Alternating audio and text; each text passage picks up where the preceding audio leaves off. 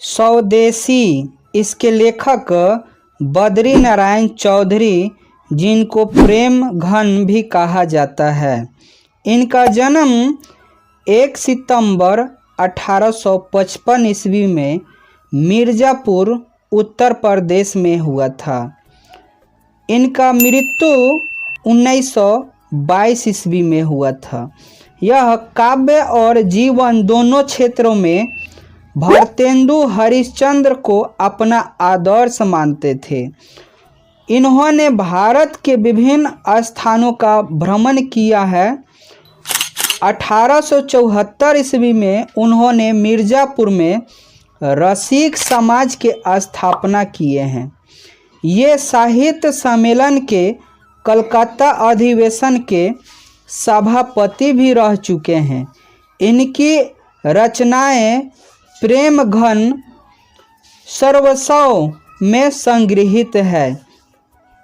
इनकी कुछ रचनाएं जो है भारत भाग्य, भारत सौभाग्य तथा प्रयाग, रामागमन इनके प्रसिद्ध नाटक हैं।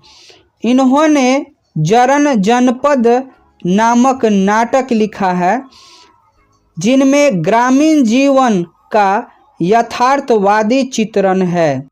स्वदेशी पाठ में कवि कहते हैं कि स्वदेशी पाठ में कवि प्रेम घन कहते हैं कि पराधीनता के कारण सर्वत्र विदेशी वस्तुएं ही दिखाई पड़ती है। लोगों के चाल चलन तथा रीति रिवाज बदल गए हैं। दुख है कि लोग में भारतीयता की भावना मर गई है।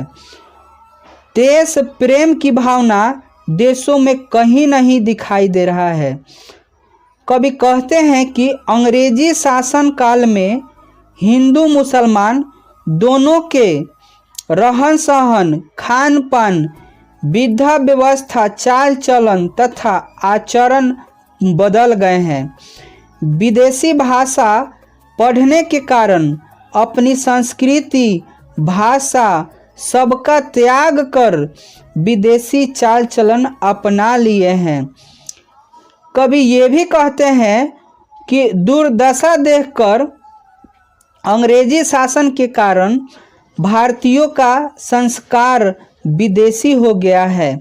स्वदेशी वस्तुएं नष्ट कर दी गई है। विदेशी वस्तुओं तथा भाषा के प्रचार के कारण कहीं भी भारतीयता का लक्षण दिखाई नहीं पड़ रहे हैं। सभी अपनी सुख सुविधा प्राप्त के लिए अंग्रेजी भाषा का व्यवहार कर रहे हैं। कवि प्रेम घन ये भी कहते हैं कि अंग्रेजी शासनकाल में भारतीयों की मनोदशा इतनी दूषित हो गई है कि वो भारतीय वस्तु को अपनाना छोड़ दिए हैं, विदेशी वस्तु को प्रयोग करने में लगे हैं। इनका हर कुछ विदेशी रंग में रंग चुका है। वो अपनी हिंदुस्तान कहने में संकुचित महसूस करते हैं तथा स्वदेशी वस्तु देखकर नाक भी शुकराने लगते हैं। कवि कहते हैं कि भारतीय हाट बाजारों में अंग्रेजी वस्तुएं भर दिए गए हैं। भारतीय उन वस्तुओं के व्यवसाय बन गए हैं। देश में निर्मित वस्तु को लोप हो गया है। देश की कमान वैसे लोगों के हाथ में है जो स्वयं ढुलमुल विचार के हैं, जिन्हें स्वयं पर भरोसा नहीं है। कवि आश्चर्य प्रकट करते हुए कहते हैं कि ऐसे खोटे विचार वाले देश की सुरक्षा का आशा करना बिल्कुल गलत है। उन लोगों से नफरत है।